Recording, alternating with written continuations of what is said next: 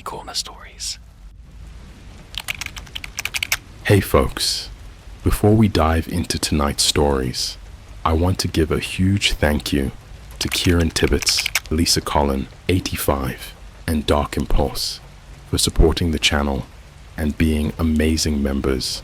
So if you enjoy what you hear tonight, grab your headphones, turn off the lights, and let's step into another amazing night. Don't forget to subscribe, like, and comment below. I ordered a mystery bio box, and it contained a single vial labeled "The End of Hunger." I dropped it in the subway. 10 minutes later, the first person who inhaled it started eating the plastic seats, and then they looked at me. It looked like a joke, until it wasn't. Okay, so before I even start this, let me just say, I know how this sounds. If I were you reading this, I'd be like, nah, this dude's definitely making stuff up for clout, or karma, or whatever. But trust me, this is one of those I wish I was making it up type stories. I haven't even told my girlfriend the full version yet. Hell, I don't even know if I'm allowed to be talking about this, but I need to get it out there, just in case. It all started with a TikTok trend. Yeah, I know.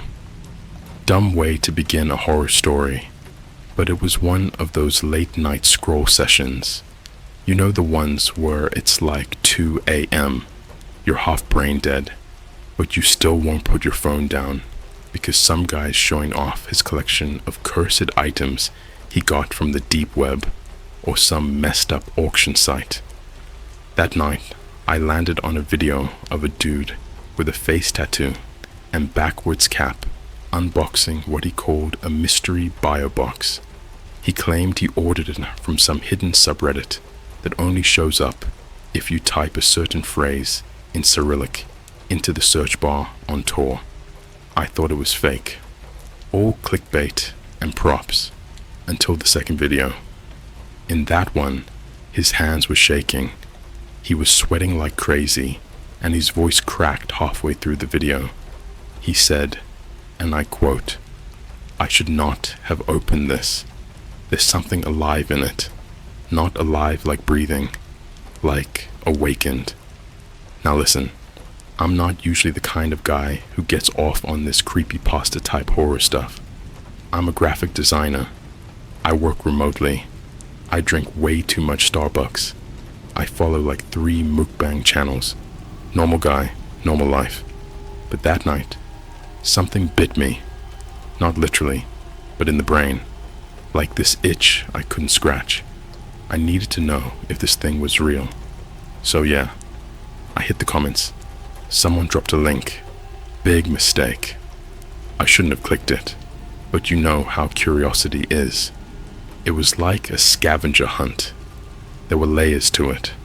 A burner Discord invite that only worked once. Then a bot that DM'd me a zip file. Then inside, that was a single .onion link.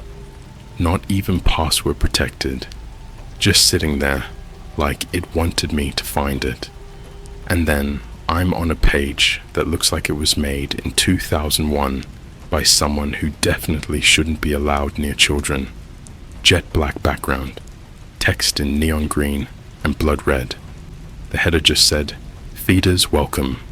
There was no cart, no login, just a PayPal.me link and a drop-down menu with 3 options. Tier 1, meal prep $50. Tier 2, body lab $250. Tier 3, hunger cure $999. I picked Tier 3. Don't ask why. I didn't even have that kind of money to burn. I had to sell my Xbox and pull some from my emergency savings. But something about that phrase, hunger cure, just locked onto me. Like it bypassed reason. I convinced myself it was probably gonna be some overpriced supplement or a prank item. Maybe a box full of crickets or some dried beef from China. What I got was a plain black cardboard box, no logo. no return address. Inside was just black foam and a single glass vial about the size of a fat Sharpie. There was a small tag around it, like the kind you see on expensive perfume bottles, tied with twine. The tag was yellowed and greasy, like it had been handled too many times. 3 words: the end of hunger. I held it up to the light. The liquid inside was pale green, almost see-through, with something swimming in it. Not a creature, exactly. More like fibers, stringy things suspended in slow motion, like the way jellyfish hang in water. And the weird part? The vial was warm, like body temperature warm. No cooling pack, no insulation, just warmth, like it had just been removed from something living. Anyway, the box sat on my kitchen table for about a week.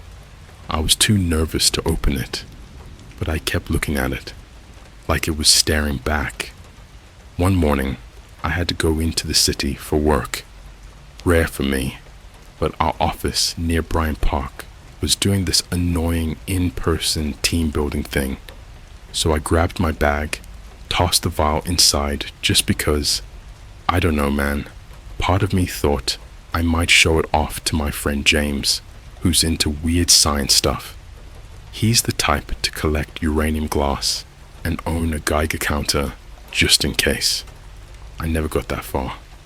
I was transferring from the L to the 4 train near Union Square, super packed as always. I remember getting bumped, like hard, by some guy in a Mets hoodie who looked high out of his mind. I stumbled, bag slipped, and I heard a soft clink. The vial had cracked. Then it rolled, right onto the floor of the subway. And I swear, as it rolled towards the platform edge, a thin puff of mist hissed out of the cracked cap. Not smoke, more like the way breath looks on a cold day. Just a quick cloud. I was frozen. Nobody else saw it. At least I don't think they did. But this old dude sitting a few feet away, gray beard, cargo vest, 1,000-yard stare, he was the first to react. He sniffed the air. Then he stood up and, no joke, started licking the plastic subway seat. I'm not kidding. He licked it, then bit it, took a whole ass chunk out of it like it was a hot pocket, and then he turned slowly, still chewing, and locked eyes with me. His pupils were gone, just milky white, and his lips were bleeding from the plastic cuts, but he didn't seem to care. He grinned, like real wide. You know that expression when someone's been starving and finally gets a bite? It was like that, but flipped. He wasn't hungry. He was fulfilled, but not in a good way. Then he said something I will never forget. Thank you. I didn't know what I was missing. The train pulled in. I ran. That was 10 days ago. I've seen things since then. People in public, eating things they shouldn't. Tree bark, bricks, someone chewing glass in a Burger King bathroom. They all look the same. Pale skin, smiling too much, whispering to themselves, and always staring. I think I started something, and I don't think I can stop it. They're not hungry anymore. They're hunting something else. The night after I dropped the vial, something changed. I didn't sleep. Not because I was scared. No. Fear came later. That night, it was just noise. Constant noise. You know that distant echo the subway makes when a train's a minute away? That low vibrating hum? I heard that. In my walls. In my head. All night. And mixed into it. Something wet. Like teeth on raw meat. At 3:12 a.m., I checked my ring cam footage. There were people outside my door. They weren't knocking, not talking, just breathing. One guy was standing dead still with his nose almost touching the peephole, his tongue slowly sliding across his lips, over and over like he was savoring something. Another was crouched near the bottom of my doorframe. When I zoomed in, I saw he had his fingers in his mouth, all the way down, past the knuckle, like he was trying to reach something inside. Then my Wi-Fi cut. My phone glitched. The screen flickered white and black for a full minute, and then Spotify opened on its own, playing an 11-second file that wasn't downloaded, just a woman's voice. He shared the cure. He broke the world. I didn't leave the apartment for 2 days. Food delivery stopped showing up. Uber Eats glitched out. Every restaurant temporarily closed. I lived off instant ramen and a half-eaten McChicken from 2 nights prior. I watched YouTube videos just to feel human again. Watched old Luna videos just to hear someone normal talk about fake crazy stuff. But nothing, and I mean nothing, prepared me for the live stream I saw on the 3rd day. Some Twitch streamer I followed, D3X Void, went live while I was laying in bed, just chillin'. But the title of the stream was weird. Live from the guts. I thought he was trolling, except the stream was vertical. Phone cam. He was walking barefoot down what looked like an abandoned shopping mall in Ohio, but it wasn't empty. There were wet footprints all over the tiles, smeared, like someone had been dragging something heavy and dripping through the corridors. Then he panned to the food court. Every restaurant window was smashed in. Chick-fil-A, Panda Express, even that crusty-ass Subway no one eats at, all wrecked. Food everywhere, but untouched. Not a single bite missing. And in the middle of it all, a table with people around it, not sitting, kneeling. And on the table, a man, still alive, stripped to the bone from the waist down. No one was eating him. They were watching him. And then one of the people looked up, directly into the streamer's phone camera. I swear to God, her skin was peeling back like it didn't fit right. Eyes totally black, no sclera, no iris, just void. And she said directly into the mic, "You showed him the taste. Now he's coming for you." The stream cut. The Twitch channel got deleted within minutes, and then my lights went out. I had backup batteries, candles, even an old Nintendo DS with flashlight mode. I wasn't about to sit in pitch darkness, but the second I turned on that little light, I saw something move on the far wall. It was a shadow, but not mine. It was chewing. No body, just a human-shaped void on the wall, with its jaw moving slow and deliberate, up and down, like it was gnawing through the plaster. I blinked, and the mouth stopped. Then it smiled, and that's when the smell hit me. Rotten ham, hot pennies, and something chemical. You ever catch a whiff of old cat food mixed with bleach? It was like that, but worse. My eyes watered immediately. My nose started bleeding. Then the chewing started again. Faster, louder, wet, sticky snapping sounds, like someone was eating cartilage. I turned the DS off and shoved myself into the closet, and that's where I stayed for hours until I heard the licking, like a tongue was running along my doorknob from the outside, over and over, a long slow drag, then a little slurp, then the voice again, whispered, childlike, "It's your turn to taste." I finally left the apartment the next morning, took the stairs, 12 floors. I found my neighbor on the 9th, slumped against the wall outside his door.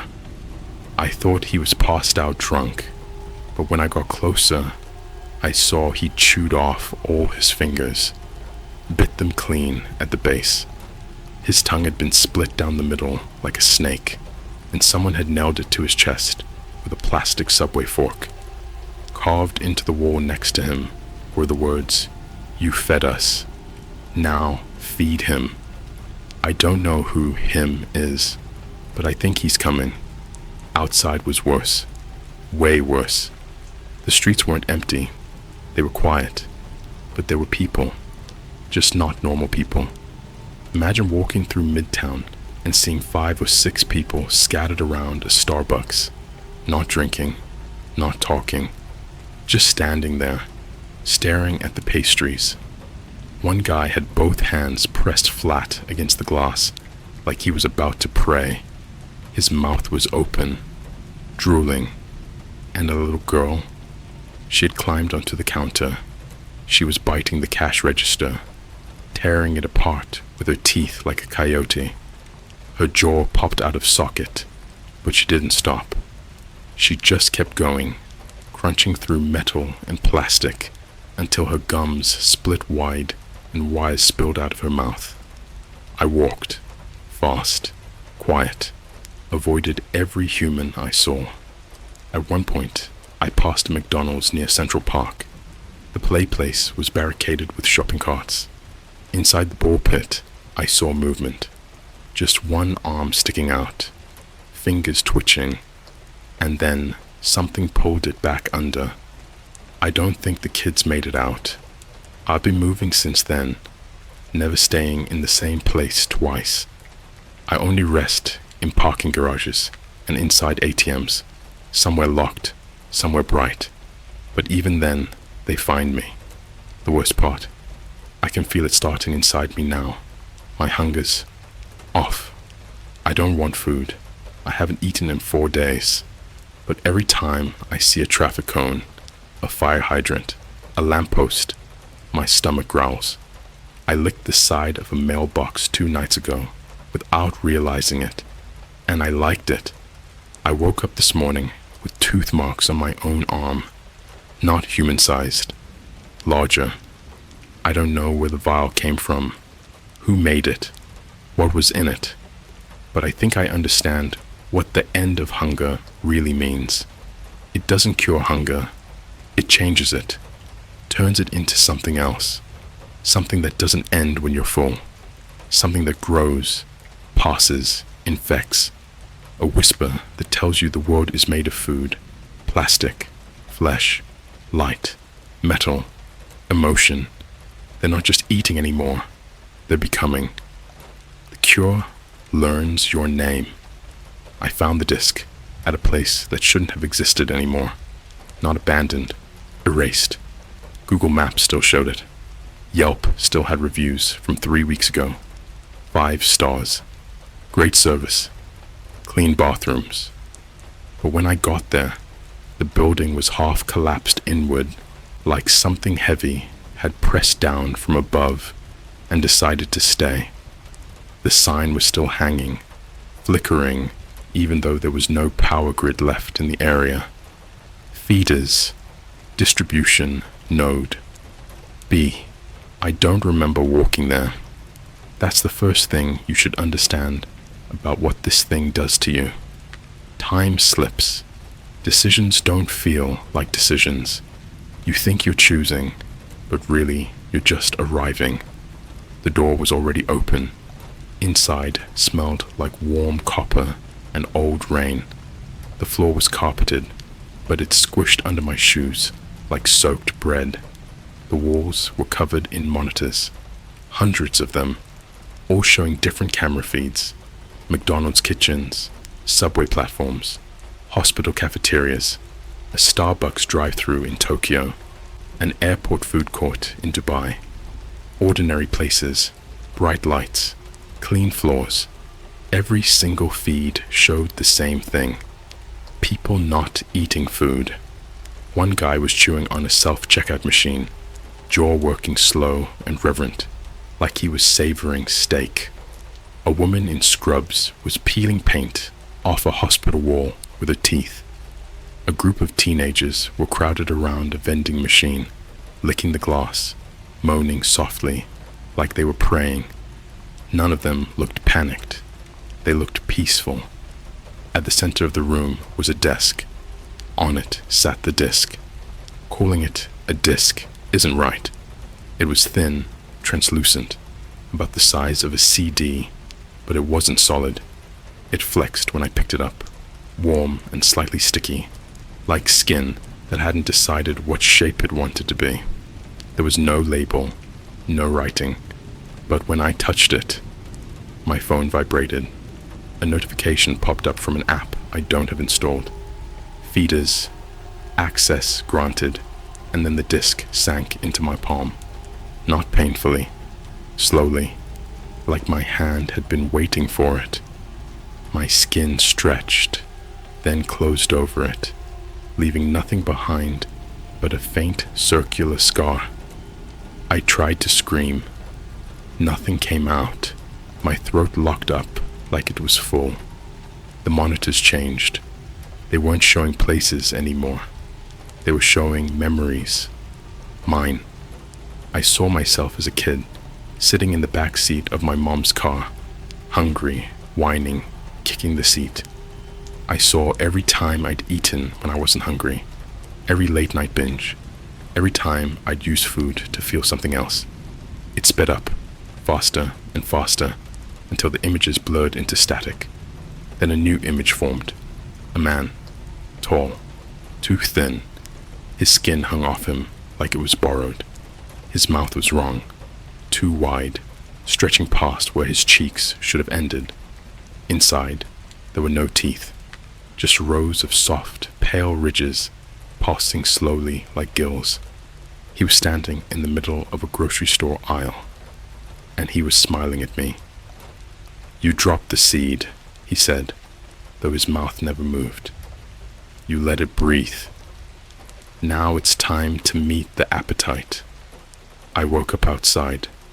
No memory of leaving the building. My phone showed 47 missed calls, unknown numbers, blocked numbers. One voicemail slipped through somehow. It was only 4 seconds long, just heavy breathing, and then a wet chewing sound, and then my name whispered like a secret.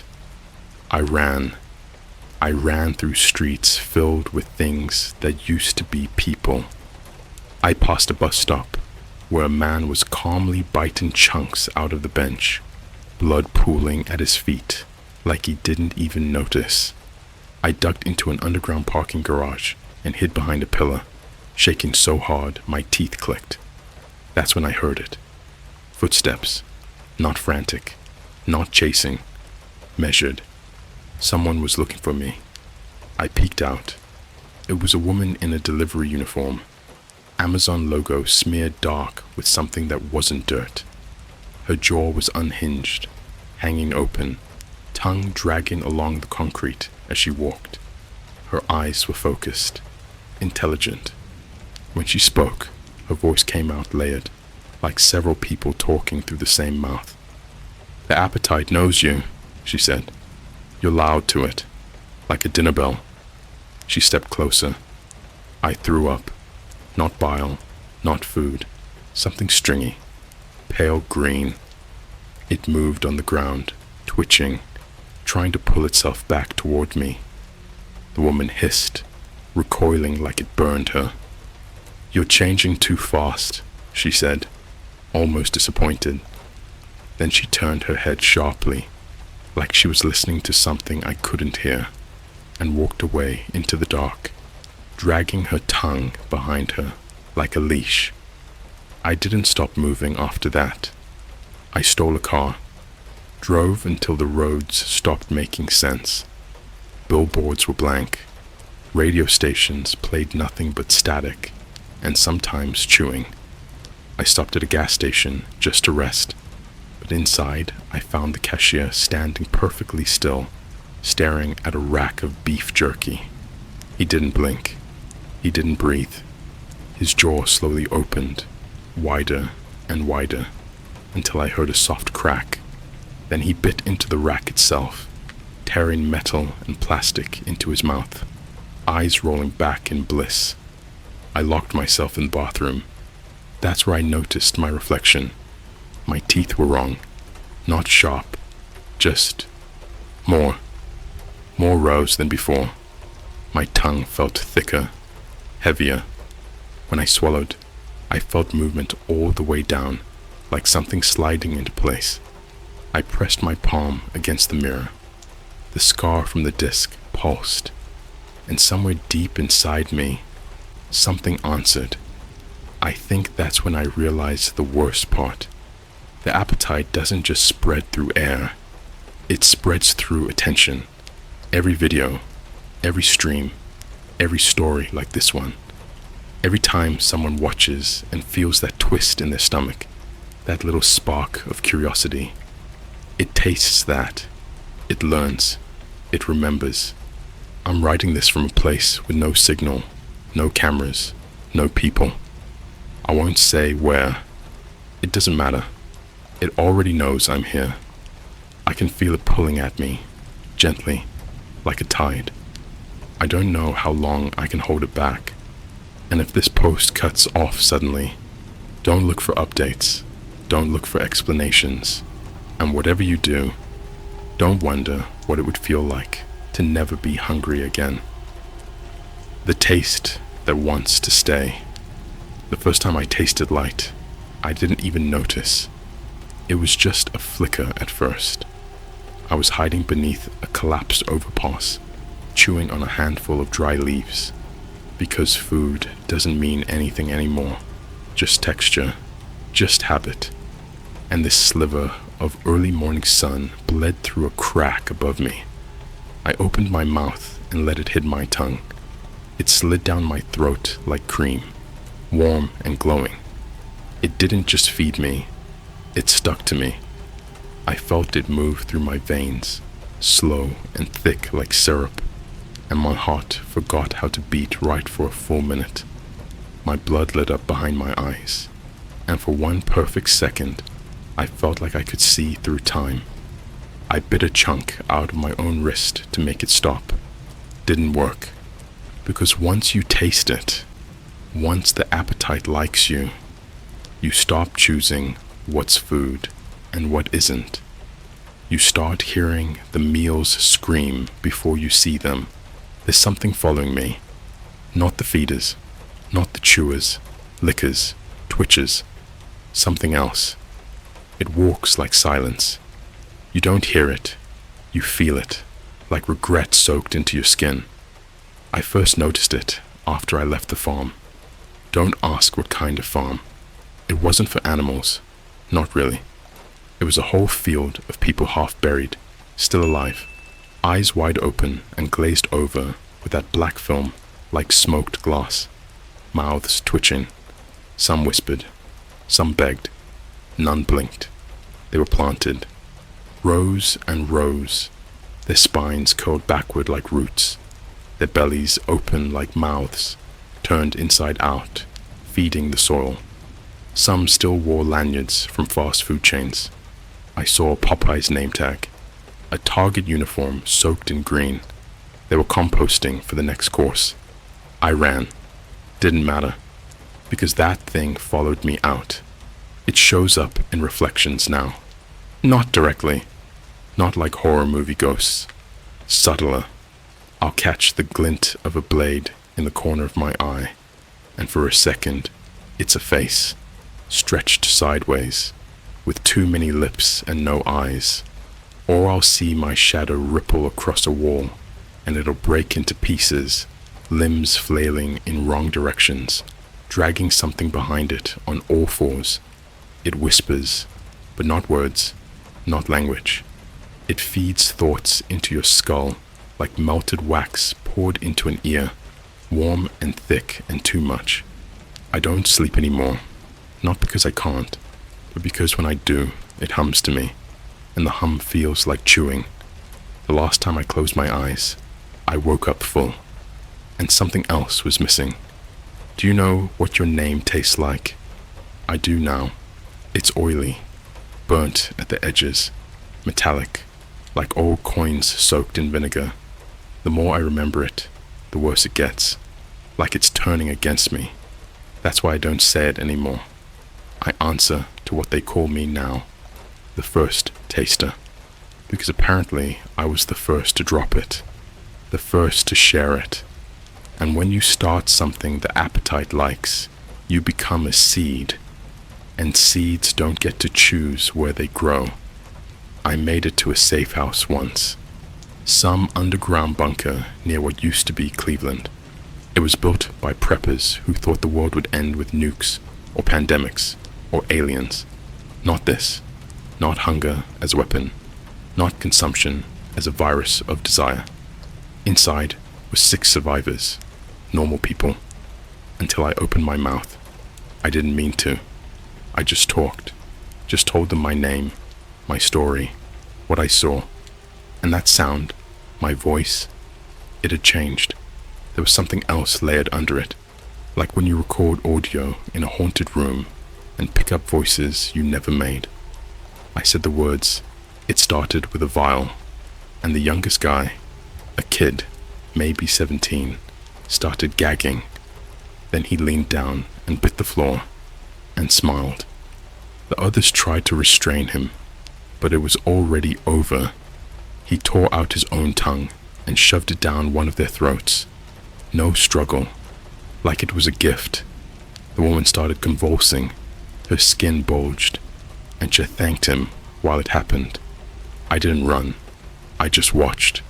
And in that moment, I understood. I wasn't just infected. I was delivering it. My voice is delivery now. My words wrap the hunger in sugar and spit and send it into open ears. They've started worshipping me. Not people. Not anymore. I walked through an old cinema last week. Theater full of the half-fed, curled up like animals, whispering to the flickering screen, even though it wasn't playing anything. When I stepped in, they screamed joy, but not like fans, not like followers, like believers. One woman pressed her face to the projector bulb and bit it, light bursting out of her eyes like yolk. She said, "We've been waiting to know what our eyes are for." And then someone handed me a script, literal paper, old, ink smudged with drool. Title said, "The End of Hunger, Final Act, Feeding Begins." Every word of the script was a command. Every line was something I hadn't done yet. I tore it up. Didn't matter. The words are inside me now. The lines branded into my jaw like molars. When I open my mouth, I see text in the mirror, floating, spinning. I breathe, and I smell every meal I've never had.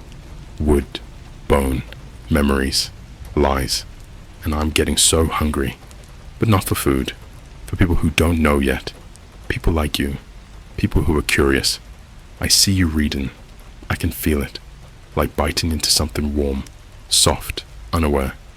Your skin is still holding back your hunger, isn't it? Still pretending. Still craving things that rot. But deep down, some part of you is already chewing on the story. That's how it starts. First you read, then you taste, then you let it in. I'm headed to where it began. The original station, the place where the first vial was made. It's not underground. It's beneath that. Under something older. Beneath cities built on other cities. Past the places rats won't go. Past the bones of those who tried to stop feeding. I'll bring back what I find. Or I won't come back at all. But if you wake up hungry, if your mirror looks deeper than it used to, if you hear someone whispering your name through a chewing mouth, don't run. It already knows your flavor. The end of hunger is not the end. I reached the place where it began by accident. That's the lie I keep telling myself. The truth is simpler and worse. The ground opened for me. Not dramatically. No earthquakes. No alarms. Just a forgotten service. Elevator in a building that used to be a tourist attraction. One of those shiny, corporate, family-friendly places with mascots and gift shops and a Starbucks at the entrance. The kind of place parents take pictures and kids drop popcorn on the floor. The sign outside was still there. Smiling mascot faded by the sun. Below the elevator's lowest button was another one. No label. Warm to the touch. It recognized me. The doors closed without a sound. As we descended, The walls changed texture, smooth metal turning into something porous, almost breathing. The lights dimmed, then went out completely, but I could still see, not with my eyes, with something else that had learned how to look without blinking. When the doors opened, I smelled nothing. No rot, no blood, no chemicals, just emptiness. That's when I understood. Hunger isn't pain. Hunger is absence. The chamber was enormous, bigger than a stadium, bigger than anything humans build on purpose. The floor wasn't flat. It curved gently downward like the inside of a bowl, and lining that bowl were shapes, thousands of them, embedded in the walls. People, not alive, not dead, preserved mid-reach, mid-step, mid-scream. Their faces were calm, almost grateful, as if they'd finally been relieved of a question they were tired of asking. Their mouths were open, but nothing came out. No sound, no breath. At the center of the bowl was it, the appetite. And no, before you imagine something simple, something cinematic, teeth, claws, eyes, forget that. It didn't have a shape you could draw. It was more like a rule than a body, a distortion in space where meaning collapsed inward. Looking at it felt like trying to remember a word you never learned but always needed. When it turned its attention to me, the room leaned. You brought them closer, it said, without sound. You taught them how to listen. I wanted to argue, to scream, to say I didn't mean to, but that kind of hunger doesn't care about intent. It only cares about spread. It showed me the world, not visions, not metaphors, live feeds everywhere. Cities glowing softly at night, like plates laid out for a feast. People scrolling on phones in bed, mouths slightly open. Kids watching animated horror stories on YouTube, hearts racing, stomachs tightening in anticipation. Streamers reacting, comment sections filling with curiosity. Each moment of attention was a thread. Each thread led here. They think hunger is a problem, the appetite said, but hunger is what keeps them moving, watching, wanting. I simply removed the confusion. I saw what happened next. Not chaos, organization. The feeders weren't mindless anymore.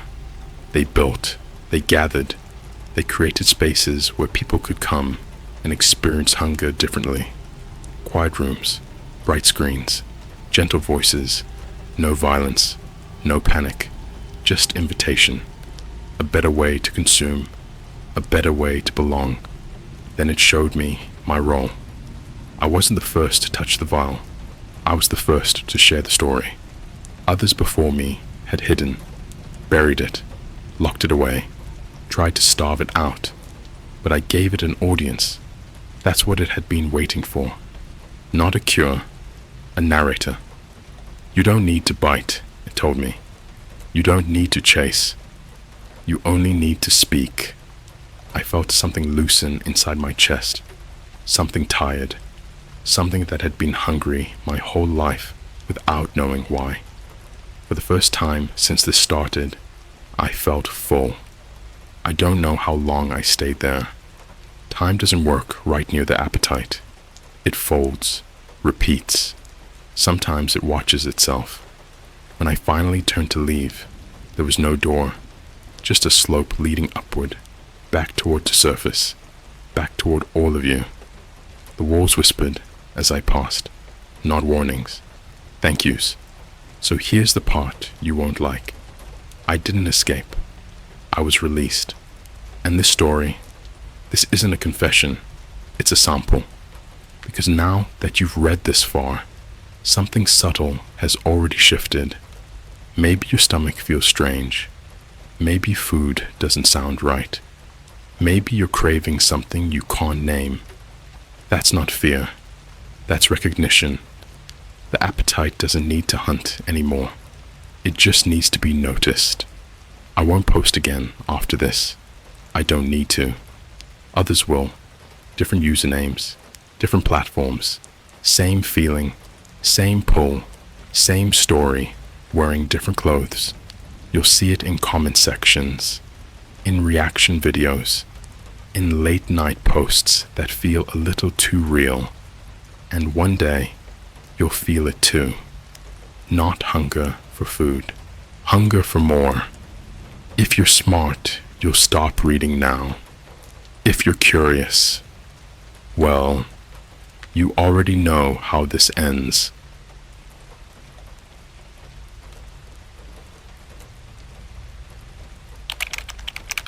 I bought a $500 memory box from a hidden marketplace. It contained the exact same toy I buried with my dog in 2008, but it's still warm. So, I've never actually posted on Reddit before. Being more of a lurker, I watch those late night animated horror stories on YouTube, like Here's My Story, and I follow all those creepy TikTok deep dives that go like, this guy went missing 2 hours after posting this video. I never thought I'd end up in one. And before I get into this, let me just say, if anyone here is tech savvy or knows anything about old web deep archives, please DM me. I'm seriously scared. Alright, here's how this whole mess started. I was bored as hell on a Thursday night, just scrolling through TikTok, and I came across this one dude. He was talking about buying weird stuff from this digital flea market he accessed through a spoofed VPN. The username was like a Dead Sky Collector or something super edgy like that, and he was showing off this old Game Boy he bought that still had a save file from 2001 where the character's name was the same as his. Creepy, but kinda cool. In the comments, people were going crazy. Someone mentioned a marketplace called Holloway Place, saying it was like an abandoned eBay for stuff people forgot existed. Naturally, I went down the rabbit hole. It's not easy to find Holloway Place. You have to use a specific mirror of the Wayback Machine, not the regular Internet Archive, like a modified 2013 version hosted from, get this, some cafe in Bucharest, Romania. Yeah, weird AF. The landing page looked like a Craigslist page that hadn't been updated since Windows Vista was still a thing. All text, no images, just links like artifacts, family pieces, memory boxes, unsent letters. Guess which one I clicked? Yup, memory boxes. There were only like 4 listings. Most were either sold or marked lost to reclaim. One caught my eye. The listing said 500 USD, shipped in cold pack, contents arranged per subject, number 212's 2008 burial wishes, temperature sensitive, do not open near mirrors, do not expose to direct light after 10:16 p.m. The picture was just a blurry Polaroid of a wooden box, nothing special. But then I saw the toy. In the corner of the picture, just barely visible through the box's cracked lid, was a tiny brown beanie baby dog with one ear torn off. Now listen, when I was a kid, I had this mutt named Max. Best damn dog ever. He died in 2008, and I buried him with that exact toy in the shoebox we used as his little casket. I swear on my life, I never posted about that toy online. Not once. I don't even think I talked about it out loud in over a decade. And yet, here it was. So yeah, like an idiot in a horror movie, I bought it. $500. Used my burner PayPal that I set up for dumb crypto purchases. The confirmation email came from no reply at hollowayecho.net and had no tracking number. Just said, subject claimed, re-anchoring now.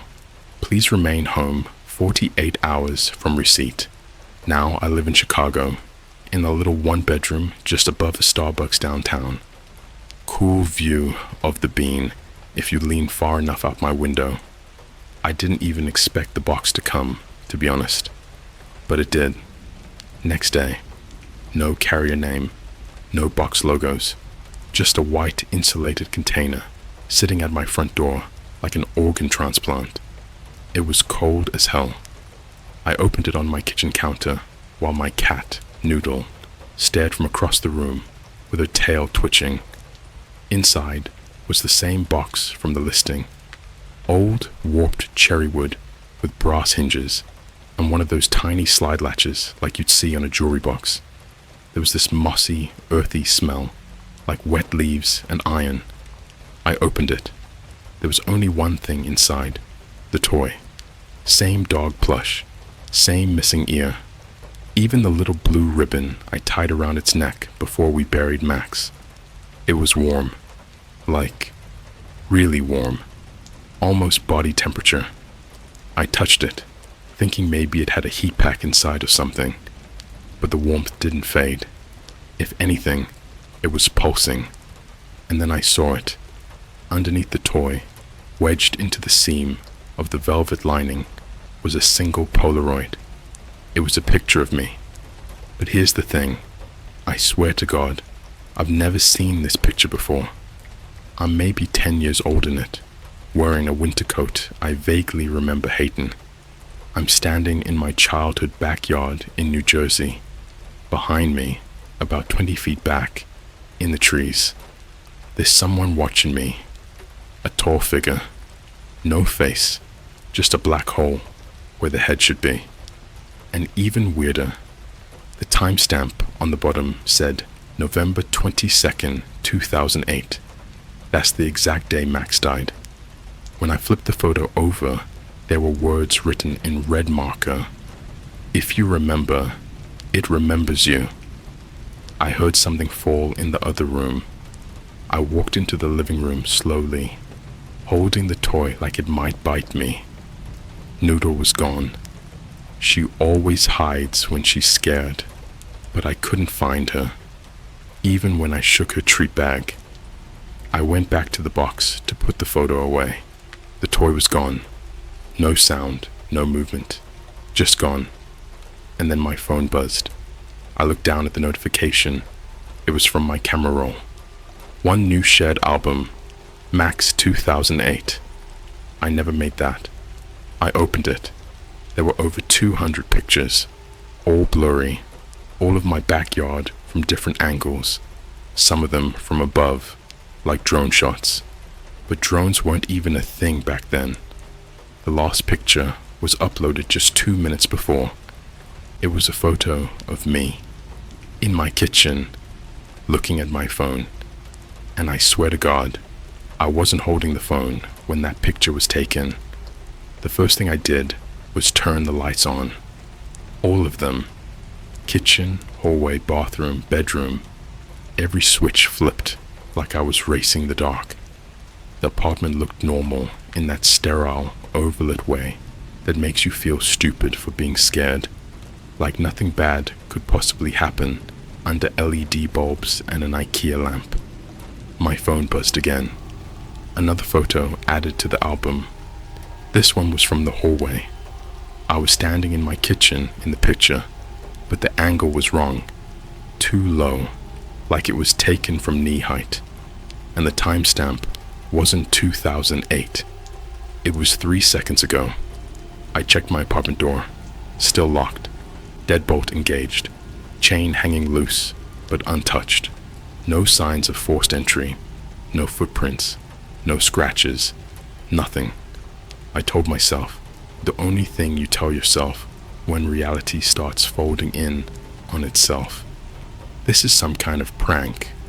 A sick, elaborate scam. Except scams don't know the exact layout of your childhood backyard. And they don't ship dirt-smelling boxes that still radiate heat, like something just crawled out of the ground. I opened my laptop, hands shaking hard enough that I mistyped my password twice. I went straight back to Holloway Place. The site was different now. Where the memory boxes section used to be, There was just a single line of text. Subject number 212, active. Below, it was a live counter. 0 hours, 17 minutes, and 43 seconds. Counting down. I refreshed the page. The timer reset. I started noticing things then. Little things at first. The kind of stuff your brain tries to smooth over so you don't panic. There were wet footprints near the bathroom sink. Bare feet. Too big to be mine. My cat's water bowl was empty, tipped slightly like something had knelt next to it. My Google Nest camera, which I never use, was suddenly active. The little blue light was on. I checked the feed. The camera angle was pointed at my bedroom door. Not inside the room, pointed at it, like someone was waiting for me to go in. I unplugged it. The feed froze for a second, then kept playing. I don't remember screaming, but my throat hurt afterward, so I must have. I tried to call someone. Anyone. My sister didn't answer. My best friend's phone went straight to voicemail. I even called my old childhood home number in New Jersey out of pure desperation, even though no one's lived there since 2011. It rang. Once. Twice. Then someone picked up and just breathed. Slow. Wet. Like they were holding their mouth right against the receiver. In the background, I heard wind chimes. The same ones my mom used to hang on the back porch. I hung up and threw my phone across the couch like it burned me. That's when I heard it. Scratching. Not on the door. Under the floor. I live above a Starbucks. Beneath my apartment is concrete, wiring, pipes. There's nothing alive under there. No crawl space. No basement access from my unit. The scratching followed me as I moved. Slow. Deliberate. Like it was tracking my weight. Then it stopped. And something heavy thumped once. Directly under my bedroom. My phone vibrated from the couch. Another photo. This one wasn't blurry. It was crystal clear. It showed the underside of my apartment floor. Wooden beams. Electrical cables. And between them, wedged in impossibly tight, was something pale and hairless, folded wrong, like a human body forced into a space it shouldn't fit. The face was turned toward the camera. It didn't have eyes, just smooth skin pulled tight where eyes should be, stretched like someone had sewn them shut from the inside. The mouth was open in a grin so wide it split the cheeks, and around its neck, that blue ribbon. I ran. No plan, no shoes. Just grabbed my keys and bolted down the stairs, past confused baristas and customers staring at me like I was tweaking out. I didn't stop until I was 3 blocks away, sitting on the curb outside a McDonald's, gasping like I'd been underwater. People walked by me. Normal people. Laughing, arguing, checking Instagram, filming TikToks. I checked my phone again. The album had a new picture. It was me, sitting outside McDonald's, from across the street. The caption underneath wasn't typed. It was written, like someone traced it with a finger. You left it alone. Then another message came through. Not a DM, not a text. A calendar notification. Event. Retrieval location. Where you buried him. Time. Tonight. 10:16 p.m. I didn't set that. But my Google Maps already had directions queued. From Chicago to my childhood backyard in New Jersey. I don't remember booking the flight. I just remember sitting in a window seat, staring at my reflection in the dark glass, noticing how tired I looked, older than I should, like something had been feeding on my sleep for years, and I'd only just noticed. Halfway through the flight, my phone buzzed again. A new album. Max. Final. There was only one image. Fresh dirt. A small mound. And a hole opening from beneath it. Something was climbing back out. The town looked smaller than I remembered. That's the first thing that hit me when I stepped out of the rental car. Not quieter, not emptier, smaller. Like the world had shrunk while I was gone. Or maybe I'd grown into something that didn't fit anymore. My childhood street was still there. Same cracked asphalt, same crooked mailbox that no one ever fixed. Even the stop sign at the corner still leaned like it was tired of doing its job. Google Maps didn't need to guide me. My hands turned the wheel on their own, muscle memory dragging me forward. The house should have been sold, bulldozed, repainted. Something. It wasn't. Same peeling white paint, same fence with the loose plank I used to sneak through. The porch light was on. No car in the driveway. I checked the time. 10:07 p.m. 7 minutes early. I sat there longer than I should have, fingers locked around the steering wheel, watching the house like it might blink, like it might inhale. My phone vibrated once, gently, like a reminder tap on the shoulder. A new message from an unknown contact. Good. You still remember the way. I got out of the car. The backyard smelled wrong. Not rotten, not fresh. Just open, like soil that had never been sealed back up. Like something had been breathing underneath it for years. The grass was shorter than it used to be. There were no toys, no garden furniture, no signs anyone had lived here in over a decade. Just moonlight and shadows stretching too far across the lawn. And there it was, the spot. I didn't need a marker. I didn't need the pictures. My feet slowed down on their own when I got close, like my body was warning me before my brain caught up. The ground looked disturbed, not freshly dug. Recently. Adjusted. My phone buzzed again. The timer was back. 009:59. Counting down. I didn't bring a shovel. I don't know why I didn't bring a shovel. Maybe I knew I wouldn't need one. The dirt was loose. Warm. When I pressed my palm into it, it gave way like it was waiting. I dug with my hands, fingers sinking deep, soil packing under my nails, crawling into my sleeves. That's when I felt it. Fabric. Soft. Familiar. I pulled. The toy came free with a wet sound I will never forget. Same Beanie Baby. Same torn ear. Same ribbon. Except now it was heavier. The warmth was stronger, almost uncomfortable, like holding something that had been sitting in the sun too long. The stitching along its belly was stretched, pulled thin, like it had been filled and emptied and filled again. The timer hit 0. The porch light behind me clicked off. I heard footsteps on gravel. Slow. Bare. I didn't turn around. I didn't want to see it standing there. Didn't want to give it the satisfaction. I clutched the toy to my chest like a shield, like a stupid, childish talisman. A voice spoke from behind me. Not deep, not monstrous. Familiar.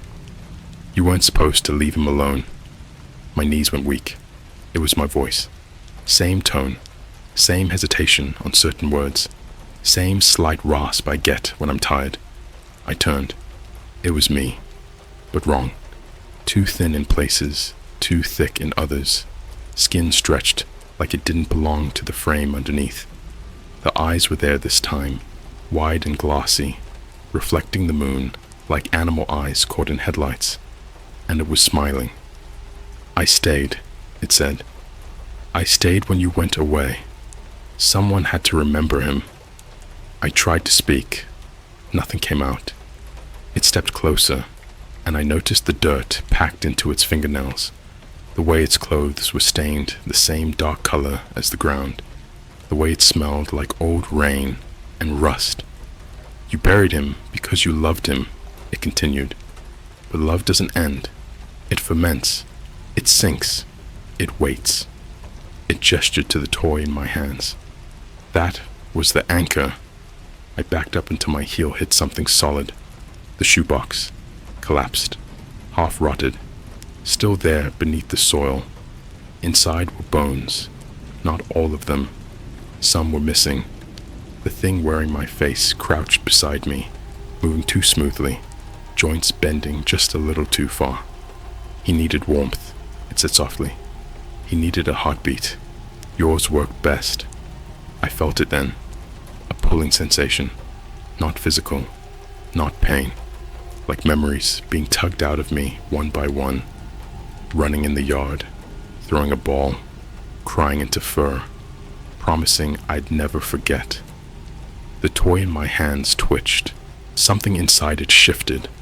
I screamed. The thing lunged. And then, nothing. I woke up in the back seat of my rental car. Morning light, birds, normal sounds. My hands were clean. No dirt, no blood. The house was gone. Not abandoned. Gone. An empty lot where it had stood, overgrown with weeds and fenced off with a city notice sign dated 2012. My phone buzzed. One notification. No album. No messages. Just a reminder. Event complete. I drove away shaking, convinced it was over. I made it all the way back to Chicago before I noticed the smell. Wet leaves, iron, and something warm pressing against my ribs from the inside. The smell didn't leave. That's how I knew it wasn't in my head. You can escape memories. You can rationalize hallucinations. But smells are traitors. They don't care what you believe. They sit in your lungs and wait. By the time I reached my apartment, the scent had thickened. Wet earth, metal, and something faintly sweet, like rot trying to disguise itself.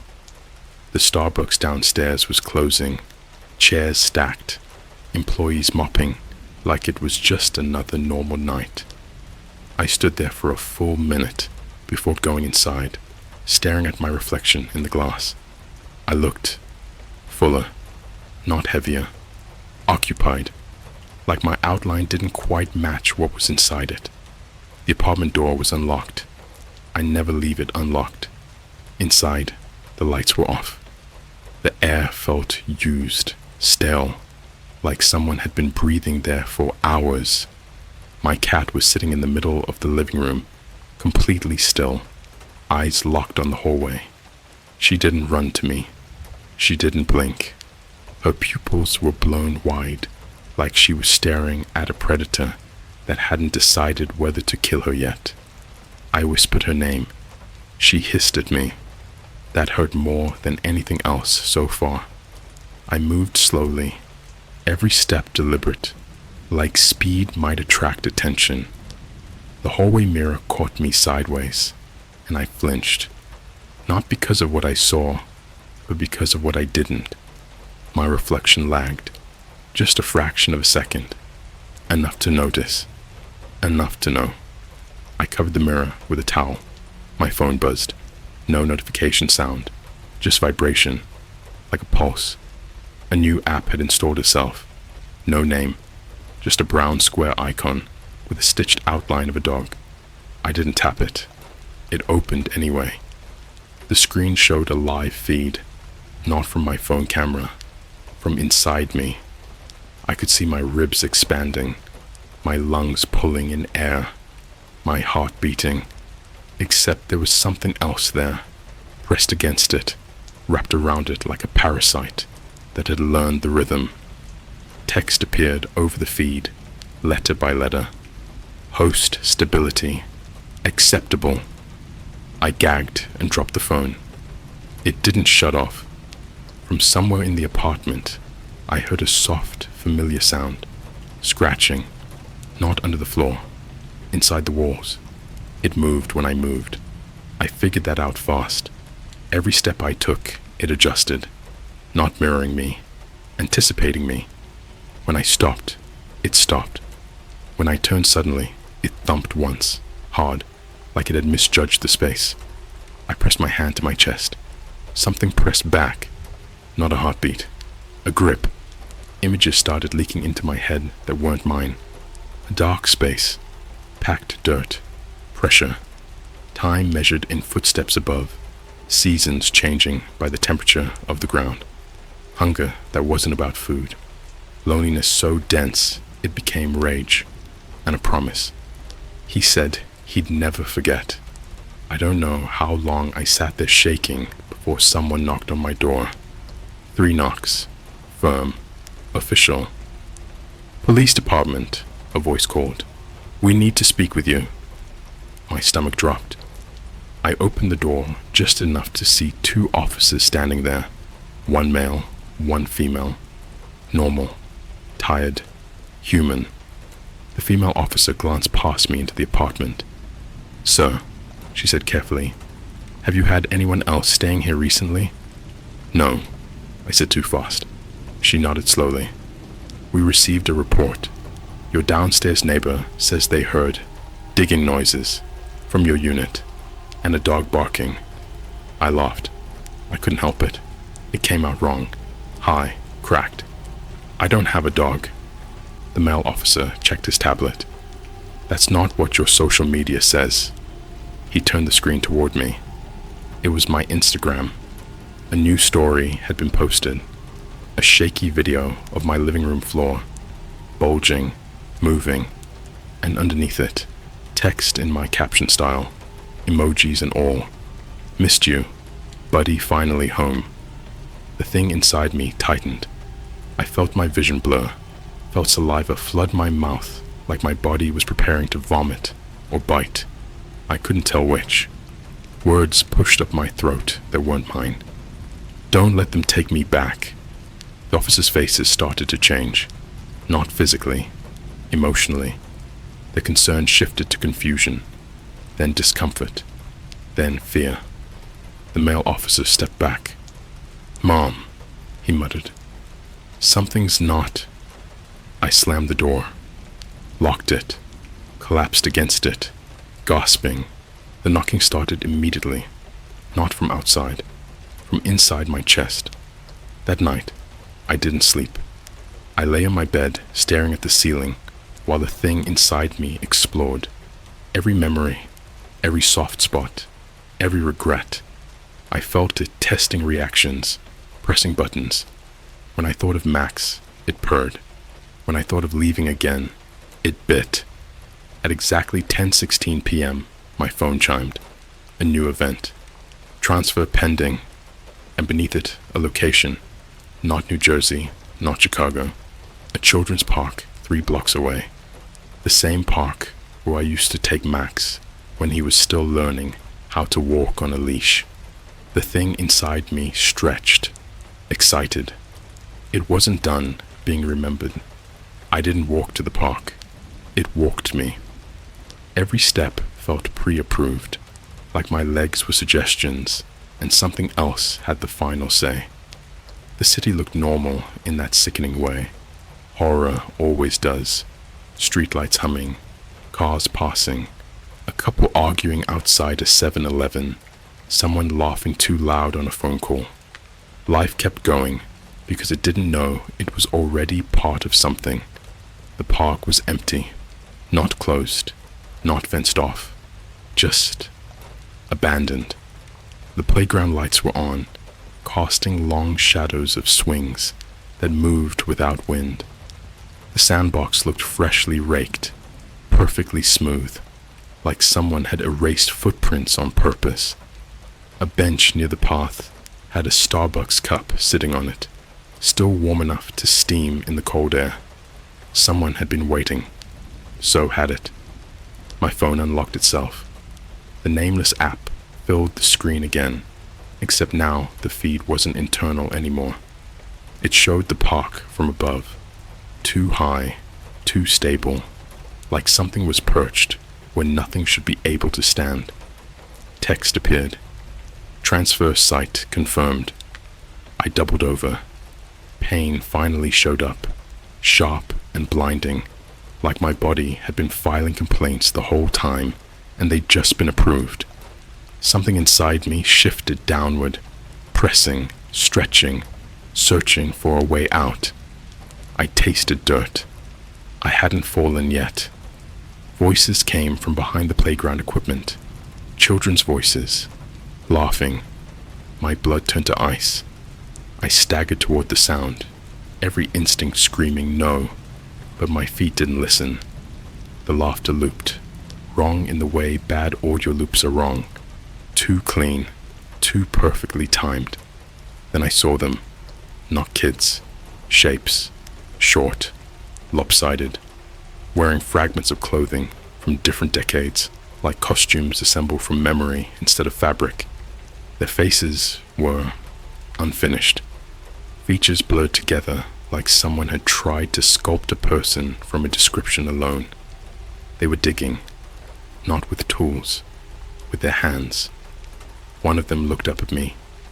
It tilted its head, studying me with curiosity, like a dog deciding whether to trust a stranger. "Is it our turn?" it asked. The voice came from my chest. I screamed. The thing inside me surged forward, desperate now, clawing against my ribs, pushing toward my throat, like it had rehearsed this moment 1,000 times underground. My vision fractured, past and present bleeding together. I saw it all. The marketplace wasn't a store. The memory boxes weren't products. They were leases, anchors for things that couldn't survive without being remembered. Things born from grief, abandonment, love left too long in the dark. Every listing was tied to a burial, a promise, a moment someone said, "I'll never forget," and then did. The app updated again. Host compromised. Initiating open handoff. I dropped to my knees. Hands grabbed me. Human hands. A man and a woman, real this time, running toward me from the path. Joggers. Normal people who'd heard screaming and decided to help. The thing inside me panicked. It hated witnesses.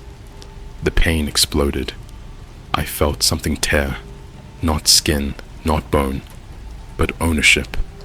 Like my body was a house, and the deed had been ripped in half. I screamed until my voice cracked, and something else screamed back through my mouth. A sound that didn't belong to any throat meant to speak. The joggers stopped, stared. I saw myself reflected in their faces. My jaw was too wide. My eyes weren't mine anymore. The thing used my body like a megaphone. "Don't forget me," it begged them. Then it ripped itself free. I don't remember hitting the ground. I woke up in a hospital bed with restraints on my wrists and ankles, fluorescent lights buzzing overhead. A doctor stood nearby, pretending not to look scared. Police, outside the glass, whispering. They told me what they saw. A man screaming in the park. Children-shaped figures dissolving into the dirt. Something crawling out of me and collapsing into itself, like it couldn't survive air. They said there was nothing left to recover. They were wrong. I was discharged 2 days later. No charges, no explanation. Just a stack of pamphlets and looks that said, "Please don't come back here." When I returned to my apartment, it was empty. Too empty. No smell, no movement, no warmth. I cried harder than I had at any point during all of this. That should have been the ending. It wasn't. Last night I was scrolling YouTube, trying to drown my thoughts with noise, when a recommended video popped up. Animated, low budget. One of those true horror stories channels. The title froze my blood. I was buried in 2008. He promised he'd remember. The thumbnail was a cartoon version of my backyard. I clicked it. The narrator's voice was calm, familiar, loving. Halfway through, he said my name. Not my username, my name. And as the video ended, my phone vibrated. A single notification from an unknown marketplace. "Thank you for the temporary housing. Subject successfully rehomed." I checked my camera roll. There's a new album, no title, just one photo. My apartment, taken from the corner of the ceiling. I'm asleep in my bed, and on the floor beside me, something small, brown, with one torn ear, still warm. If you're reading this, and you've ever buried something you loved, if you ever promised you'd never forget, please, don't go looking for it, because it might still be waiting for you to come back.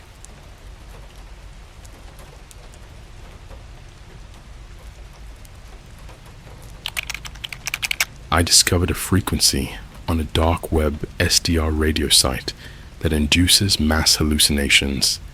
Everyone who listens to it sees the same thing hanging in the sky above the city, a massive, shimmering silhouette of a dragon made of dead pixels. So this might sound fake as hell at first. I don't blame you. If I was hearing this story from someone else, I'd be like, bro, you need to touch grass. But I swear to whatever God is left listening out there, I didn't make any of this up. It started, like most stupid stories that spiral out of control, with boredom. I was on winter break, stuck in my freezing ass apartment in Chicago. My roommates had gone home, my Tinder matches were dry, and I was running out of YouTube rabbit holes to fall into. It was one of those nights where you're not tired enough to sleep, but too mentally fried to do anything productive. So I ended up on TikTok, scrolling through some cryptid core accounts, when I landed on this one video with barely any likes. It showed a guy reacting to a radio signal on a site I'd never heard of before. Not shortwave radio like those numbers stations you hear about, but something different. He mentioned a dark web SDR site. SDR stands for Software Defined Radio, which I guess is basically just real-time radio stuff streamed through the internet. The guy didn't say much. The video was like 30 seconds. Just him sitting there, headphones on, eyes wide, saying, "Whatever you do, don't listen to 462 5.888 megahertz, not unless you're ready to see it." That's all it took. I'm stupid like that. Now I'd been on the dark web a few times, mostly just out of curiosity. Onion links, Tor browser, the usual. I was always more of a lurker than a buyer. Just wanted to see what people think is out there. But this SDR site wasn't on any of the lists. I had to dig. Discord servers, a couple sketchy subreddits that get nuked every other week, even a Russian message board where the font looked like it came from a haunted version of MS-DOS. Eventually, I got the link, sdr-obscura.onion. It looked like an old Winamp skin mated with a spectrum analyzer, a black screen with shifting colored bars and a frequency dial that you could scroll through manually. There was this chat box in the corner, but no one was using it. I clicked the audio stream button, put on my headphones, and started tuning frequencies like I was in a horror movie, begging to get possessed. At first, it was just the usual crap.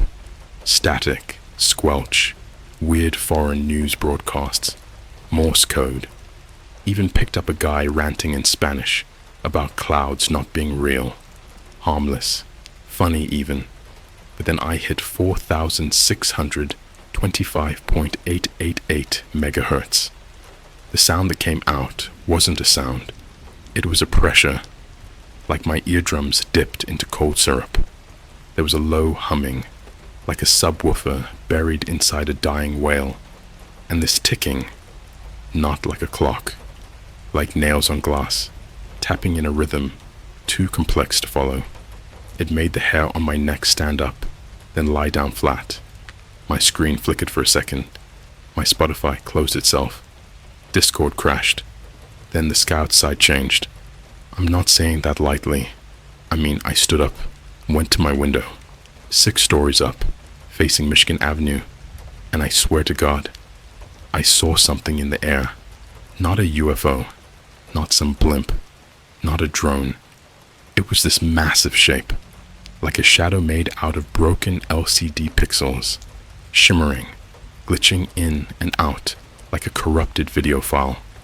And it was coiled, like some impossible serpent wrapped around the skyline, right above the city. I could see through it, but not really.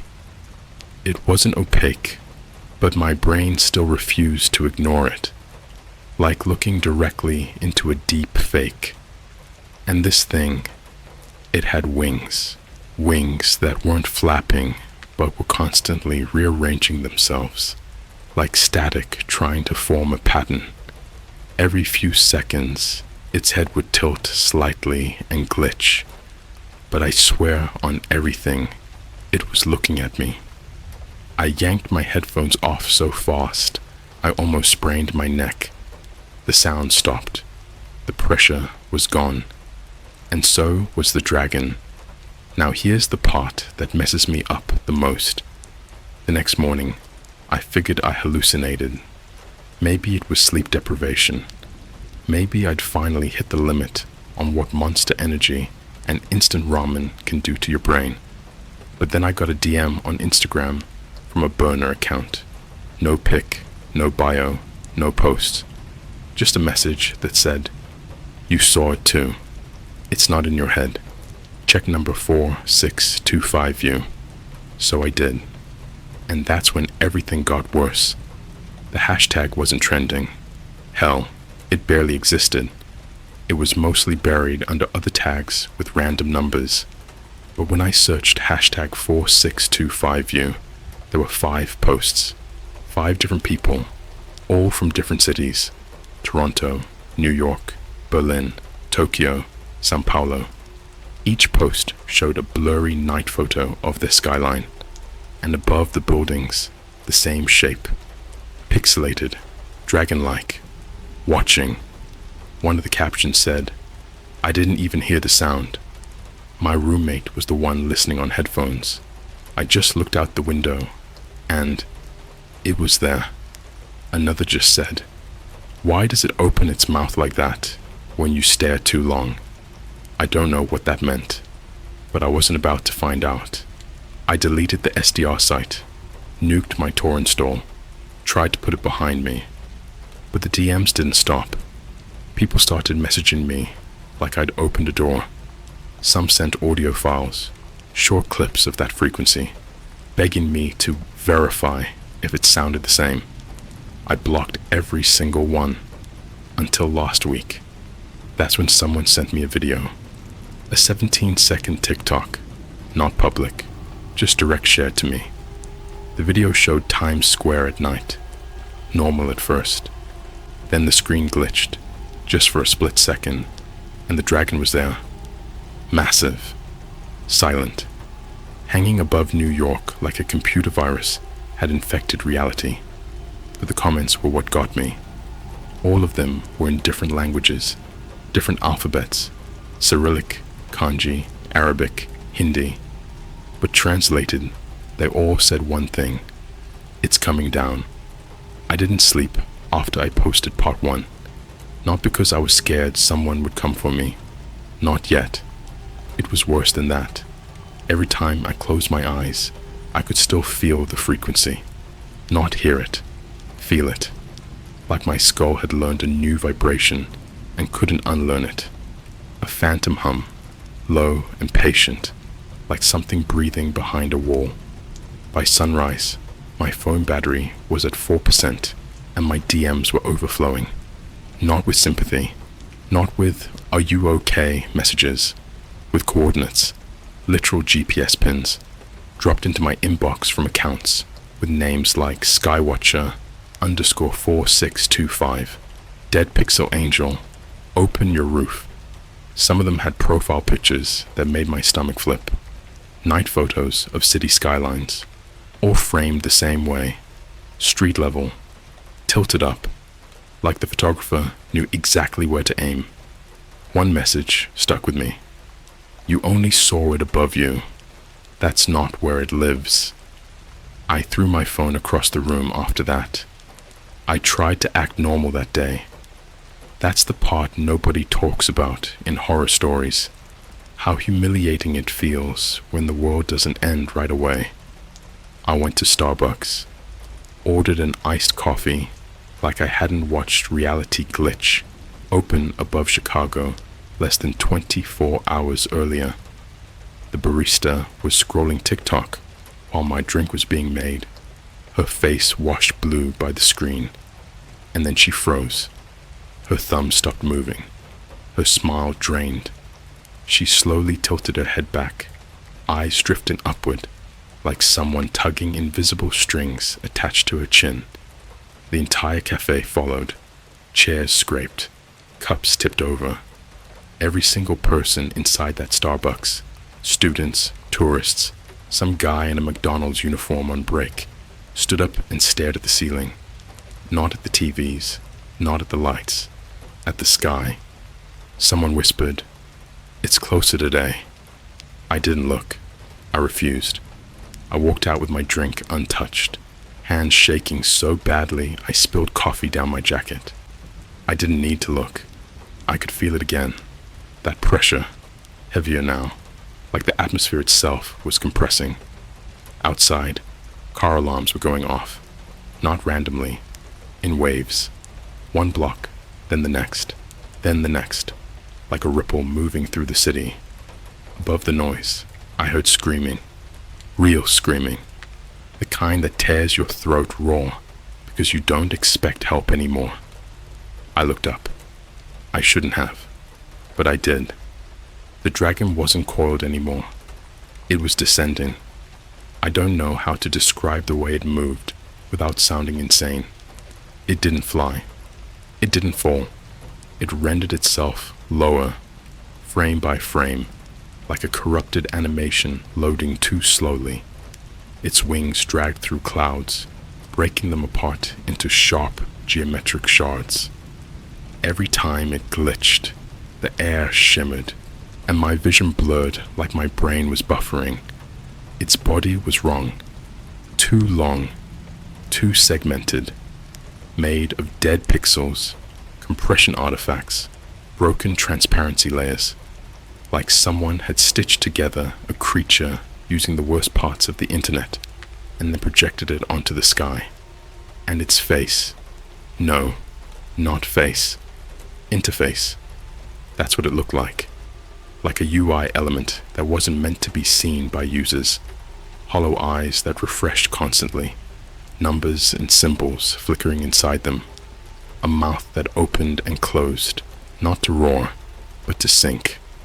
Every time it opened its jaws, my phone vibrated in my pocket. So did everyone else's. People collapsed, not fainting, dropping, like their legs forgot how to work. A guy near me started laughing hysterically, clutching his head, screaming that he could see the same thing twice, once in the sky and once behind his eyes. Then someone jumped, 6 stories up, just stepped off the edge of a parking garage. No hesitation, no scream. Hit the pavement like a glitching ragdoll. I didn't look long enough to see details. I didn't need to. The sound was enough. That's when the live stream started. Every platform lit up at once. TikTok, Instagram Live, Twitch, even Facebook, which I didn't think anyone under 50 still used. Thousands of people streaming the same thing from different angles, different cities. The dragon was everywhere. Paris, over the Eiffel Tower, its wings clipping through the iron lattice like bad collision physics. Tokyo, curled around Skytree, its reflection lagging in the glass. New York, its head hovering inches above Times Square, billboards flickering to static when it passed. And here's the part that still makes me nauseous. No matter where you were watching from, no matter whose stream you clicked, the dragon always turned its head towards you. Not the camera. You. Comments flew by faster than anyone could read them. Why is it smiling at me? Does anyone else hear whispering when it opens its mouth? My brother won't stop drawing it. It knows my name. Moderators tried to shut streams down. Accounts were banned. Videos removed. But the dragon didn't disappear. If anything, it got clearer. By nightfall, the first official deaths were reported. They called them mass hysteria incidents, jumpers, stabbings, parents smothering their own kids because they were talking to the sky. One clip leaked, just audio, of a man laughing while sirens wailed in the background, repeating the same sentence over and over. It showed me the edit history of God. I don't know what that means. I don't want to. I barricaded myself inside my apartment, covered the windows with trash bags and duct tape, turned my phone off, then wrapped it in aluminum foil, like that would somehow help. The silence was unbearable. Without the city noise, I could hear it again. The hum, louder now, inside the walls, inside my teeth. Then my laptop turned on by itself. Screen flickered, browser opened, Tor launched. The SDR site loaded automatically. The frequency dial spun on its own, landing perfectly on 4,625.888 megahertz. And the sound that came through my speakers this time wasn't a hum. It was a voice. Not one voice. Millions. Layered. Desynced. Speaking every language at once, but somehow forming a single sentence I understood instantly. Look up. You helped us remember how. That's when something scratched on my ceiling. Slowly. Deliberately. Like whatever was in the sky was finally done, pretending it was far away. I'm stopping here for now. My hands won't stop shaking, and I don't trust myself to keep writing without looking up again. If you're reading this and you've seen it, don't comment. Don't message me. Don't acknowledge it. It notices patterns, and it really likes witnesses. I didn't go outside for 3 days after that night. Not because I was hiding, because the concept of outside stopped feeling stable. The idea that there was a sky above me, something empty, harmless, inert, felt like a lie I'd only just stopped believing in. Like finding out gravity had intentions. The scratching above my ceiling never broke through. It didn't need to. It stopped after a while, replaced by something worse. Alignment. That's the only word I have for it. My apartment felt like it was being gently rotated, not physically, but conceptually. Like my rooms were slowly matching the orientation of something much larger. I slept on the bathroom floor with the lights on. Every time I drifted off, I'd see the same thing behind my eyelids. A wireframe version of the dragon, stripped of texture, floating in black space, surrounded by thousands of tiny blinking points. Cities, I realized, each one labeled, each one pulsing. When I woke up on the 4th day, my phone was back on my desk, unwrapped, fully charged. I don't remember touching it. The notifications came in all at once, like a dam breaking. Not DMs this time, not comments, drafts, unfinished posts saved on my phone that I never wrote. Half-typed messages addressed to people I hadn't spoken to in years. Notes filled with timestamps, coordinates, and the same phrase repeated over and over in slightly different ways. It's easier when you stop resisting the render. I scrolled until my hands went numb. Then I noticed something worse. My camera roll, new videos, recorded from my phone, all dated while I was asleep. The first video was just my ceiling, the trash bags taped over the window, rustling slightly, even though there was no wind. The hum was faint in the background, like tinnitus. At exactly 2:17 a.m., the ceiling flickered. Not cracked, not bent. It pixelated. A perfect rectangle of dead pixels spread across the plaster, like a bad compression block in a low-quality stream. For a split second, something moved behind it, a darker shape behind darkness. Then the video ended. The second video was shorter. 5 seconds. Just audio. Breathing. Not mine. Synced to the frequency. I finally did what I should have done at the beginning. I went looking for answers instead of running. Not on Reddit. Not on Twitter. Those places were being scrubbed clean in real time. Posts disappearing faster than anyone could archive them. You'd refresh a thread, and half the comments would just be gone. Accounts wiped. Entire conversations erased like they'd never happened. So I went where nothing ever really dies. Abandoned forums, old message boards from the early 2000s, GeoCities backups, archived Usenet threads, places that smelled like digital dust. I searched numbers, patterns, anything that resembled 4625.888, and I found it. Not the frequency, the event. The earliest mention wasn't recent. It wasn't even modern. It was dated 1997.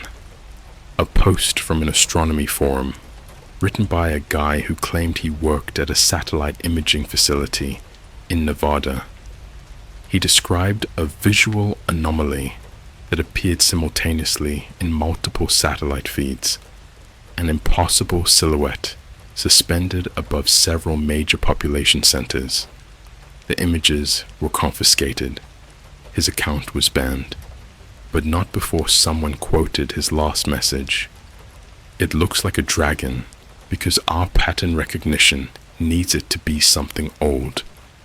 Further digging revealed older references, Cold War documents, redacted memos, a declassified report from the late 70s describing mass synchronized visual disturbances following exposure to experimental broadcast signals. They didn't call it hallucination, they called it convergence. Here's the part that made my skin crawl. The frequency wasn't created, it was discovered. The documents suggested it wasn't transmitting information, it was tuning human perception to something already present, like adjusting rabbit ears until an invisible channel came into focus. The dragon wasn't invading, it was being revealed, and it had always been there. I started seeing changes in people, not online, offline. My neighbor across the hall stopped blinking properly. Long, unbroken stares, like his eyelids were buffering. When he finally did blink, it happened too fast, like frames skipped. He started drawing symbols on his door in Sharpie, jagged spirals, pixelated wings, a mouth full of empty space. I heard him talking through the wall at night, not to someone, with something. He kept apologizing. Then the disappearances started, not reported, not announced, just gaps. A bus that never arrived, a cashier at McDonald's whose name tag stayed on the counter long after her shift ended, a whole Starbucks on the south side that closed overnight with a handwritten sign taped to the door that just said, "Look up," was a mistake. No police tape, no investigation, just absence. I finally listened to the frequency again, not through speakers, not through headphones, through myself. I don't know how else to explain it. Once you understand the pattern, you don't need the tool anymore. You can reconstruct it internally. The hum became a thought. The thought became a shape. And the shape spoke, not in words, in memories. It showed me cities before they existed, skies before they were empty. It showed me humans learning to fear the dark because something learned to hide in it. It showed me that the dragon wasn't a creature, it was an interface, a way for something vast and incompatible to compress itself into a symbol we wouldn't reject outright. And then it showed me the future. People standing still in streets, heads tilted back, mouths open, eyes reflecting static, not screaming, not resisting, uploading. I came back to myself on the floor, nose bleeding, phone buzzing nonstop. A new notification from the original burner account that messaged me after part 1. One sentence. You understand now. That means you're useful. Attached was a live stream link. Scheduled. Global. Countdown set for 72 hours. Title: Descent. Public render. I don't know what happens when the countdown hits 0, but I know this. The dragon isn't hanging in the sky anymore. It's aligning. And alignment doesn't stop at the clouds. If I stop posting before then, don't assume I'm dead. Assume I was accepted. There's a specific kind of terror that settles in when you realize the rules apply to almost everyone, but not you. That's when you know you've been singled out. The countdown kept ticking. 72 hours bled into 60, then 50. Every major platform pretended nothing was happening. News anchors smiled too hard. Weather apps stopped showing cloud cover. Google Maps quietly removed the sky view option like it had never existed. And people, most people, started acting calmer. That was the worst part. The panic faded. The screaming stopped. Streets filled with quiet, compliant movement. Folks still went to work, still lined up at McDonald's drive-thrus, still posted Instagram stories of lattes and sunsets. But their eyes had that distant glaze, like they were watching something else, layered over reality, like an augmented filter only they could see. I was not one of them. I figured out the difference by accident. I was holed up in a half-abandoned library branch downtown, the kind nobody visits anymore, because the Wi-Fi sucks and the bathrooms are locked. I'd gone there chasing an old microfiche archive, local papers, late-night editions that never got digitized. I needed to know who had resisted before. That's when I heard the screaming, not the mass hysteria kind, not the synchronized chanting that sometimes drifted through the city at night now, echoing up from subway vents. This was raw, singular, human. I followed it down into the basement. There was a man strapped to a chair with extension cords, alive, barely conscious. His eyes darted around like trapped insects, refusing to focus on anything for more than a second. Around him stood 5 others, calm as surgeons, phones held up, recording. One of them noticed me and smiled. "You can see him like this, right?" she asked, casual, like she was asking for the time. I nodded slowly. "Good," she said. "That means you're still local." They explained it to me, without drama. Some people, rendered people, they called them, had begun to change. The frequency didn't just show them the dragon, it rewrote their sensory priorities. They no longer perceived unaligned humans as fully real. We looked, unfinished to them. Low resolution, temporary. The man in the chair had tried to warn people, tried to cover mirrors, tried to smash phones, tried to get others to stop looking up. So they were debugging him, not hurting him, not exactly, just exposing him to higher and higher layers of alignment, forcing his brain to reconcile contradictions until it tore itself apart trying. He's still screaming because he's clinging to depth perception, one of them said, zooming in on his face. Once that goes, it's quiet. I left before they finished. They didn't try to stop me. Why would they? I was already tagged as incompatible. I started noticing the signs everywhere. People who hummed softly when idle, always in tune with something I couldn't hear. Kids drawing the same jagged shapes, in chalk on sidewalks, then erasing them before adults could see. A TSA agent at O'Hare who waved travelers through without checking IDs, whispering, "The destination doesn't matter anymore." Entire neighborhoods became dead zones, not abandoned, just paused. Everyone inside frozen mid-action, eyes tilted upward, mouths slightly open, phones dangling from limp hands. When I passed through one of these zones, my ears rang like I'd stepped too close to an EMP. The dragon was no longer visible to me, not because it was gone, because I was being excluded. That's when I got the invite, not a message, a calendar event, no sender, no description, just a location pin and a time that synced perfectly with a live stream countdown hitting 0. The pin dropped somewhere unsettlingly normal, a McDonald's off the interstate, halfway between the city and nothing. One of those places families stop at during road trips, fluorescent lights buzzing, play place still standing despite everything. I almost didn't go. But here's the truth, and I'm not proud of it. I wanted to see what happens to people like me. The parking lot was full when I arrived. Cars idling, engines running, no one inside. The doors were unlocked. Inside, the smell of grease and cleaning solution hit me like a memory from another life. Every table was occupied. Dozens of people sitting perfectly still, all facing the same direction.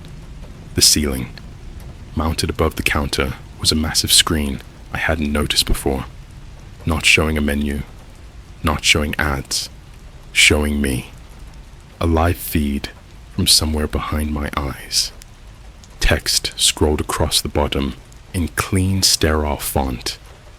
Unaligned subject located. Observe failure mode. The people didn't move, but I could feel their attention tighten, like a lens focusing. I tried to scream. Nothing came out. That's when I understood the final cruelty of it. The frequency wasn't meant to convert everyone. It needed contrast, witnesses, errors, control groups, people who could still feel horror, people whose terror could be measured. The dragon didn't want belief. It wanted data. The screen flickered. The ceiling above the restaurant pixelated, just like my apartment ceiling had days earlier. Only this time, it didn't stop at a rectangle. The entire roof peeled back in layers, reality decomposing into blocks, revealing the night sky beneath. And something else behind that. Not the dragon. The structure holding it. A vast, impossible lattice stretching beyond the atmosphere, threaded through with light and movement. The dragon was just a cursor, sliding along its paths, and it paused, directly above me. I felt something reach down, not physically, but narratively, like a hand flipping to my page in a book. A thought pressed into my mind, cold and intimate.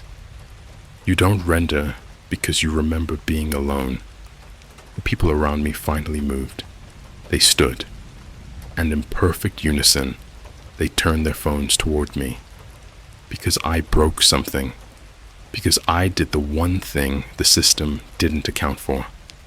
And because whatever's coming down from the sky, it hates unpredictability more than fear. If you're still reading and you haven't looked up yet, you might still be safe. But if your phone feels warmer than it should right now, it already knows where you are. They didn't chase me. They didn't have to. I ran barefoot from that McDonald's into the freezing night, my lungs screaming, the parking lot lights behind me flickering like dying neurons. My heart felt like it was out of sync with the world, beating too fast for a reality that had slowed down to accommodate the descending lie. Every step felt like walking deeper into something unrendered, a glitch-ridden world that no longer knew what to do with my existence. I think the ground moved under me, not like an earthquake, more like a recalculation. The pavement twisted slightly, subtly, like a seam was being stitched mid-step. The stars above twitched in place. My shadow was wrong. It looked up while I ran. By the time I collapsed on the side of the highway, hands bleeding, feet shredded from gravel, the sky was clean again. No dragon, no dead pixels, no interface, just stars. Perfect, blinding stars that felt too close. That was when the screaming began again, but not from me, from under me. There are entire archives, hundreds of terabytes of anomalous sounds pulled from Earth's crust by deep well microphones. You can find some of them online. Groans, pops, rhythms that seem like geological process but feel like speech slowed down a million times. I recognize the pattern now, the same frequency. 4,625.888 megahertz wasn't just a signal, it was a tuning fork. And now it wasn't just the sky that was aligned, the earth was joining in. The scream rising from below was metallic, low, warping the air with each pulse. It wasn't the voice of something waking up, it was the sound of something booting. I passed out sometime before dawn. The next thing I remember is the birds, or what I thought were birds. Their calls were fragmented, half synthesized, looped unnaturally, as if they'd been copied and pasted poorly into the simulation. Every chirp was a perfect replica of the last, time-stamped, glitched. The sky was pale and static, like an early Unreal Engine skybox. Nothing moved except the things that were supposed to. A man walked by me, in a suit, coffee in hand, eyes forward. His mouth was missing. Not bloody, not sewn, just missing. Smooth skin where it should have been, like a model waiting for its texture file to load. He didn't notice me. None of them did. 100 people walking the highway, shoulder toward nothing, their movements identical, their expressions non-existent. Something had finalized. I broke into a gas station to hide. Inside, it was colder than outside. Every aisle was stocked perfectly, not a single item out of place. Shelves duplicated themselves endlessly in the mirrors. Every can of Pringles faced front. Every bottle had the same timestamp.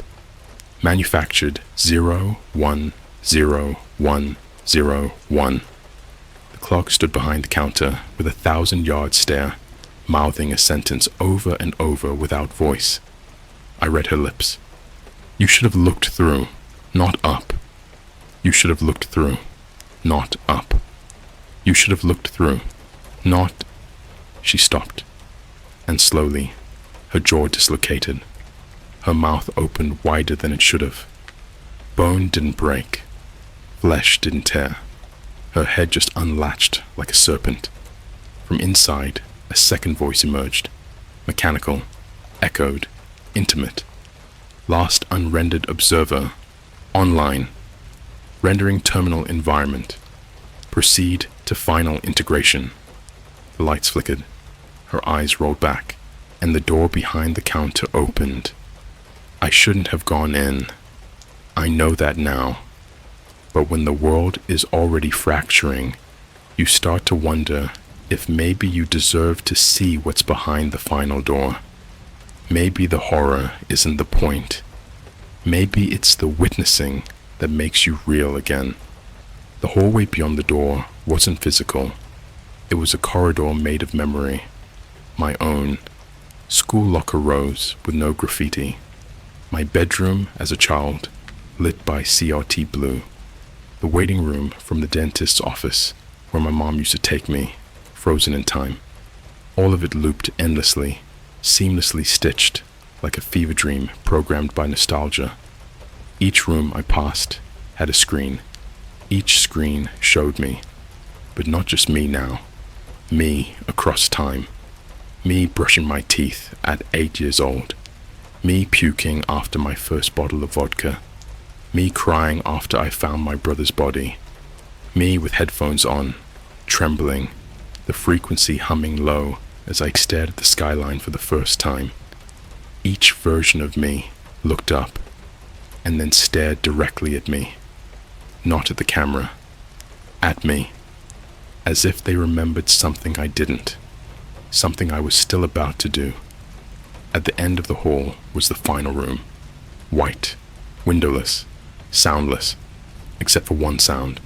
That hum, but modulated now, humanized, turned into a breathing rhythm.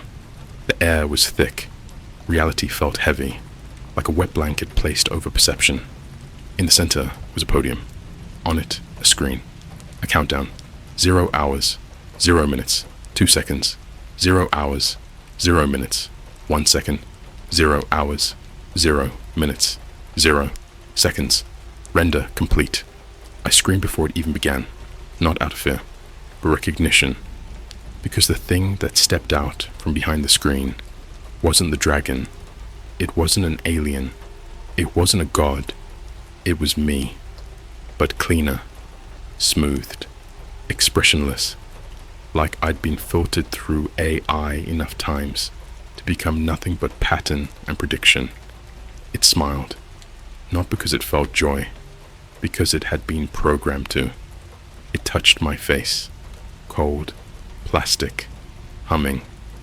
Then it leaned close and whispered, "You were never watching the signal.